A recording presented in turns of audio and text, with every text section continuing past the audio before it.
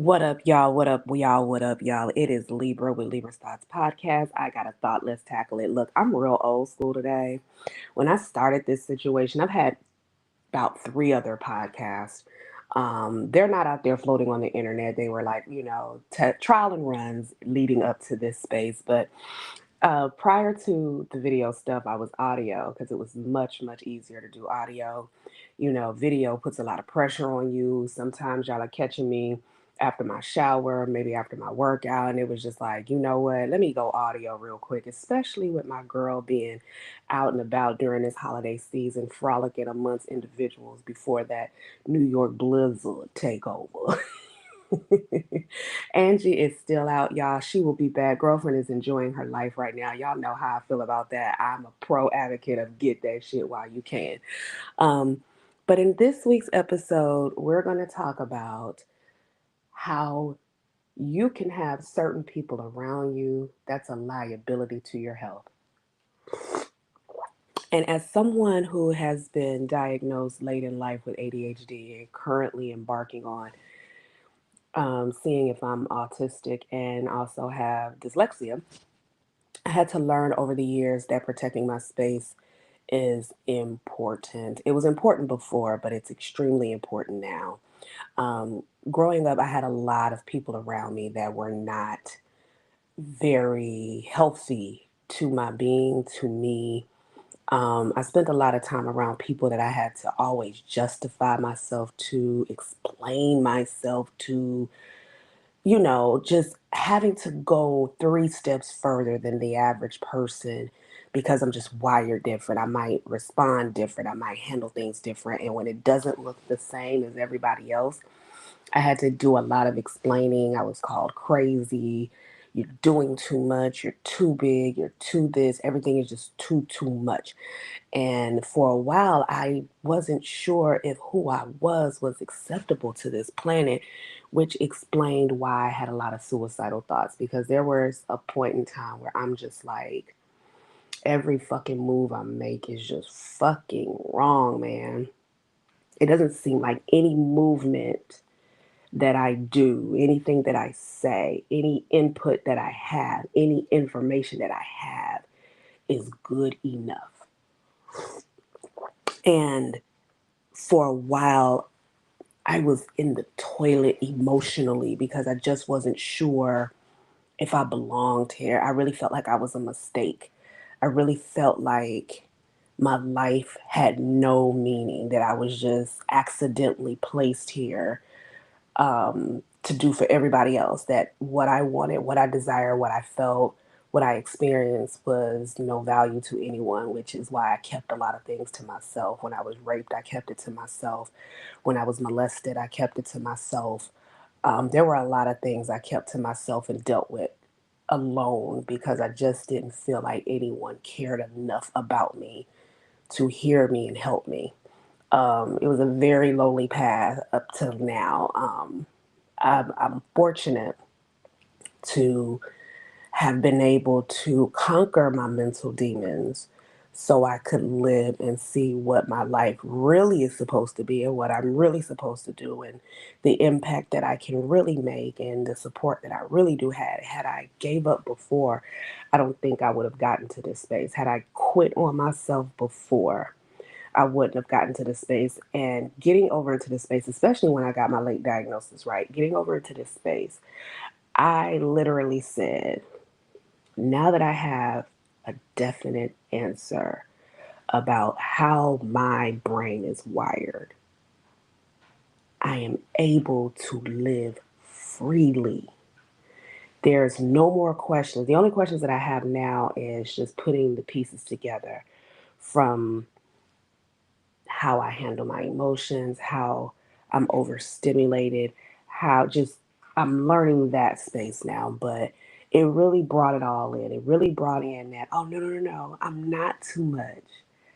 I'm supposed to be big like this. I'm supposed to be this animated. I'm supposed to be this quirky. I'm supposed to be this awkward. And when I say quirky and awkward, it's not in a bad way. It's just shit that neurotypical people don't get. I'm spicy, and when I say spicy, I add flair. I add oomph. I add the seasoning. Okay, I'm the seasoning salt to shit. I am the seasoning salt to shit, honey. I'm the seasoning salt. Um, and I'm okay with that. When I first got my ADHD diagnosis, I was kind of like, oh fuck, for real? You mean to tell me I really got some mental shit going on with me? You mean to tell me that's a real thing? Um, yeah, yeah. And then I started saying to myself, you know what, self, this is who you are. You asked to figure out who you are so you can be a better mother, a better partner in relationships, a better friend, better business owner. You really wanted to embark not so that you could tear yourself down and be woe is me. It was so I could really understand my makeup as a human. Like, what am I? What am I? What are my superpowers and where are my weaknesses? And it's been an interesting road considering the fact that at one point I had suicidal thoughts. And I'm gonna touch on that place for a second. I think there's a space that we don't talk about when it comes to mental health, and it is the suicidal portion because it can be a very touchy subject. But because I am someone that had those thoughts, I am going to talk about it. Having suicidal thoughts is a deep thing because you really feel like you've hit a brick wall with life. You really feel like no matter what move I make, no matter what the fuck I do, no matter what I say, where, nothing, just nothing about my movement, my actions, my choices, my thoughts, my just none of that matter to anyone. Why am I walking this planet? I feel like I'm just everybody's do girl, do for me, do for me, do for me. And then when it comes time for me to say help me, it goes on deaf's ears. And particularly it was mostly my family. Um, and I just really was like, I felt defeated. You know, there were situations that made me feel like I was stupid. There were situations that made me feel like the information that I had to offer was just nothing. It was, where did you even get that? Why did you even say that? Like I would be excited about certain things, and my brother would, no, that's not it. And I'd just be like, what do you mean it's not it?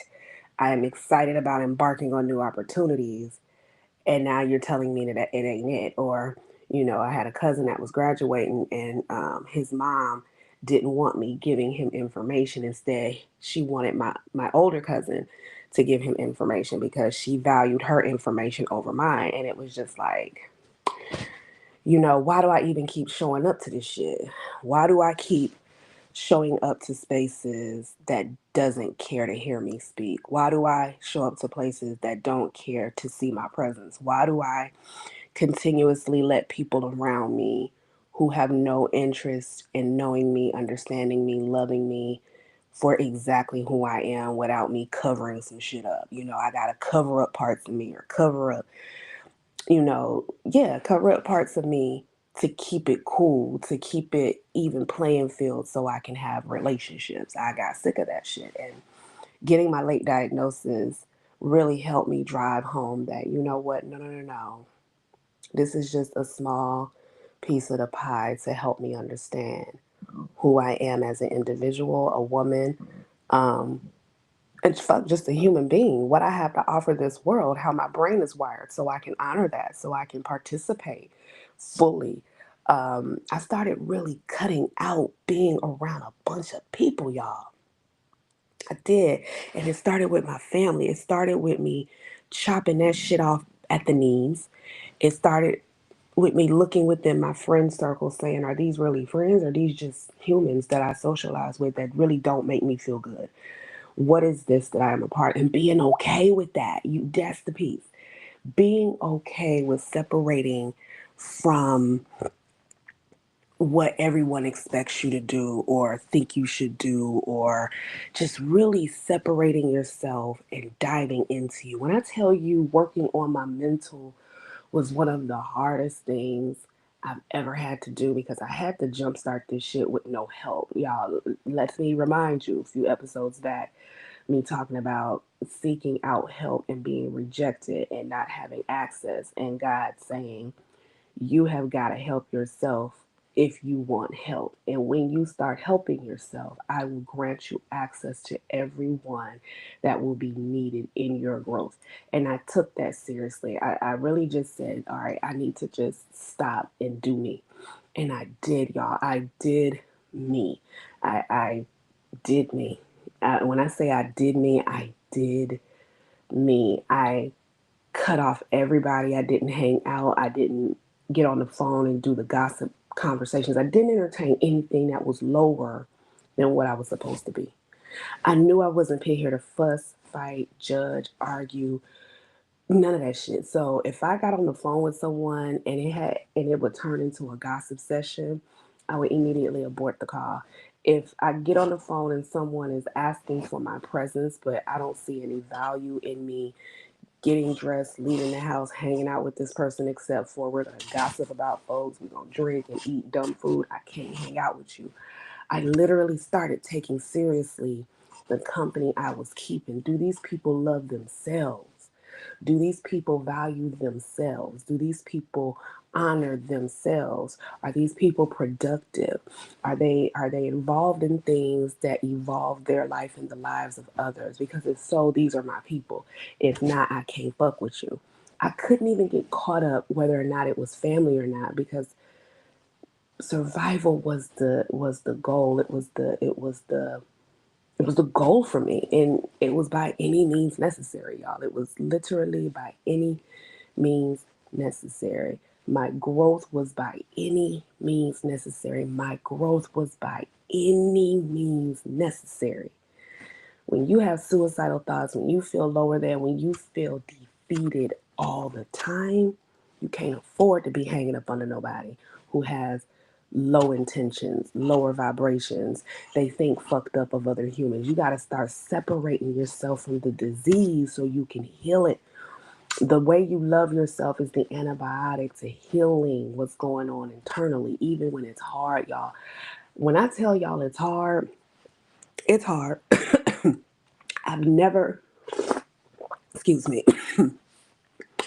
I've never been the one to sugarcoat and say this shit was easy, because I will say firsthand, recognizing where you are for real, the fucked up shit, all of it, and being able to find ways with the help of my creator to pull myself up by the bootstraps to win, and watched my creator place every individual I needed to get to this space in life once I decided to help myself. That was the most powerful experience I had ever had being a human, because it really let me know that if you really want change and you have the drive, the desire, the passion to really get some shit done, your creator will stand 10 toes down with you to help you make that happen, only when you make the move first. I did not want to become that person that was super needy for help and dependent on help, that I couldn't depend on myself, because it would have kept me in bondage. I wanted to be able to be free, y'all. And when I say free, I wanted to be able to just be Libra no matter what that shit looked like to anyone else. If you felt like I was too big, then you couldn't be around me. If you felt like my information wasn't valuable, I could not hang with you. I only surround myself with people who value what I have, who value me as a human, that can coexist with me without tearing me down. And if there are disagreements, we are able to talk about them and understand how we arrived at that space without it turning into a breakdown. Many of us can't do that. And so I pride myself on being able to do that now. It took a long time to get here. It took a long time to get stabilized. And let me be cute with y'all. I'm not even 100% stable, and I don't think I'll ever be. But I'm in a space to where I can be self-aware. I can hold myself accountable. I'm okay with feedback, whether it's positive or negative. And I have the discernment on where I receive my feedback from. And I love myself and I work on myself daily. There's not a day that I'm not working on myself to be better. There's not a day, because I had years of being counterproductive. So it's going to take years for me to be productive. I don't think I'll ever reach 100%, but I believe that I can break a certain pattern that my family has so my sons can be free 100%, if that makes sense to y'all. So, anywho, I appreciate y'all's time for chiming in with me. Until the next episode of Libra Styles Podcast, tons